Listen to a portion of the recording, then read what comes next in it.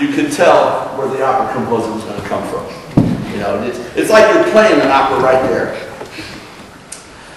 Haydn wrote a poem, 54 little 4-line stanzas, called Faxes to Win. Each stanza is a fax. Fax number 40 is this.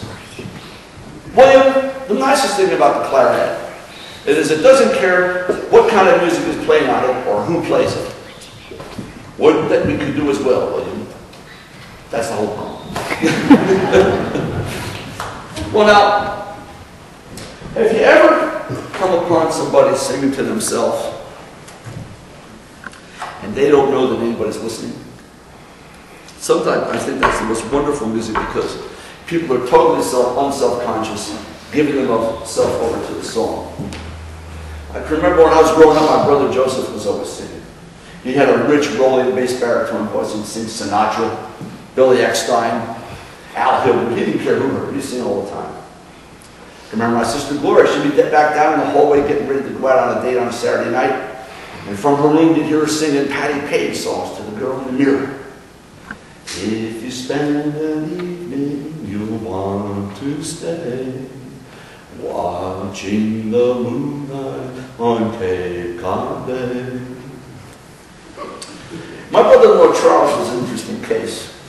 Charles was a very technically minded man. He could do anything with his hands. Carpentry, electronics, fixed cars, and in later years got into computers and ham radio. He was not musical, but he did manage to latch on to one line from a Calypso song. And for years he would just burst out with it whenever he felt like he should do it. Now Charles was a Southerner, and his speech was ever inflected with the mountain accents of his native North Carolina. So if you can imagine an evening, Charles would be in his workshop, maybe he's working on a ham radio or a television for somebody, and the rest of the house would hear something like this. All right, Mary Ann. Has anybody seen my voltmeter? All right, Mary Ann. Well, it's music. Of course, I'm sure like you, my favorite singer to herself was my mother. Now, Mom's favorite singer was Sophie Tucker, the last of the Red Hot Moms. And Sophie's signature song was Some of These Days. So I can remember laying in bed early on a Sunday morning, maybe Mother's out in the kitchen, she's getting the spaghetti sauce simmering for Sunday dinner. And I'd be treated to this performance by the second to the last of the Red Hot Moms.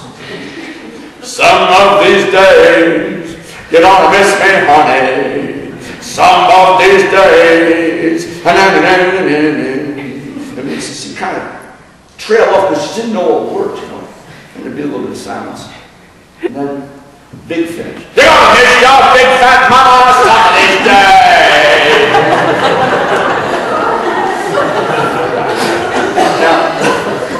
Now, what got me thinking about this? What got me thinking about this was this poem by William Wordsworth, The Solitary Reaper.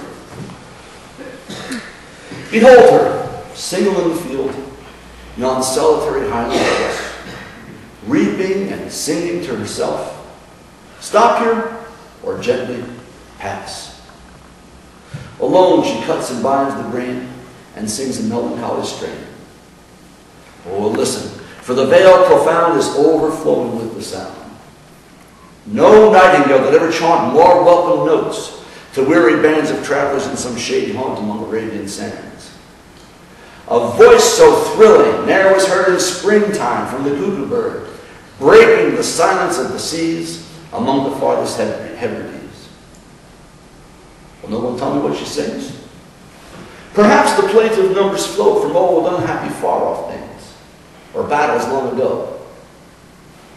Or is it some more humble lay, familiar matter of today, some natural sorrow, loss, or pain that has been and may be again? Whatever the theme, the maiden sang as if her song could have no ending. I saw her, singing at her work and at the sickle bending. I listened, motionless and still, and as I mounted up the hill, the music in my heart I bore, long after it was heard no more. The Solitary Reaper, William Wordsworth.